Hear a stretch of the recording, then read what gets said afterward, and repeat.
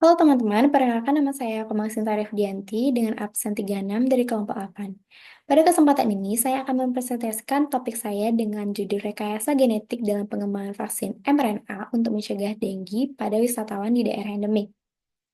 Topik ini relevan untuk mengingat penyakit demam berdarah dengue atau DBD masih menjadi masalah kesehatan global yang besar, terutama di daerah dengan risiko tinggi seperti di Indonesia. DBD adalah penyakit yang disebabkan oleh infeksi virus dengue yang disebarkan oleh nyamuk Aedes aegypti. Meskipun sering dianggap sebagai masalah tropis, kasus DBD terus meningkat karena berbagai faktor, termasuk perubahan iklim, urbanisasi, dan mobilitas manusia yang tinggi. Salah satu kelompok yang berisiko besar adalah wisatawan yang berkunjung di daerah endemik. Oleh karena itu, strategi pencegahan yang lebih efektif seperti pengembangan vaksin sangatlah penting untuk melindungi mereka. Saat ini, berbagai upaya telah dilakukan untuk menanggulangi DBD, seperti pengendalian nyamuk menggunakan insektisida dan program edukasi untuk masyarakat. Namun, masalah ini tidak bisa diselesaikan dengan cara itu saja. Penggunaan insektisida seringkali tidak efektif karena resistensi dari nyamuk. Sementara upaya pencegahan lainnya masih kurang efektif dalam jangka waktu yang panjang. Lalu, vaksinasi adalah menjadi alternatif yang menjanjikan karena dapat memberikan perlindungan langsung bagi individu termasuk wisatawan. Salah satu pendekatan yang baru menjanjikan dalam pengembangan vaksin adalah teknologi mRNA, yang pertama kali dikenal luas melalui vaksin COVID-19. Vaksin mRNA bekerja dengan cara menginstruksi tubuh untuk memproduksi protein dari patogen yang kemudian dikenali oleh sistem imun. Keunggulan utama teknologi mRNA adalah kemampuan untuk memproduksi vaksin secara lebih cepat dan fleksibel tanpa menggunakan virus hidup. Hal ini sangat berpotensi dalam pengembangan vaksin untuk penyakit seperti dengue, karena RNA dapat mudah dimodifikasi dan menarikkan berbagai jenis virus. Dengan kemajuan teknologi ini, ada harapan besar bahwa vaksin mRNA bisa menjadi solusi efektif untuk mengatasi DBD. Selain itu, vaksin ini lebih mudah diproduksi dan tidak memerlukan kultur virus yang hidup, yang mengurangi risiko dari kontaminasi.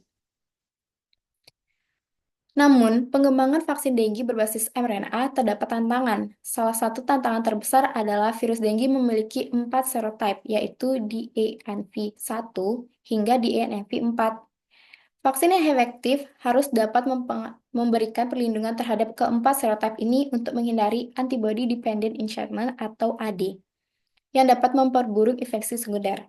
Selain itu, infrastruktur yang dibutuhkan untuk vaksin mRNA di Indonesia juga menjadi masalah, mengingat vaksin ini membutuhkan rantai dingin dengan suhu ultra yang rendah. Selain itu, terbatasnya penelitian terkait vaksin dengue berbasis mRNA juga menjadi tantangan besar.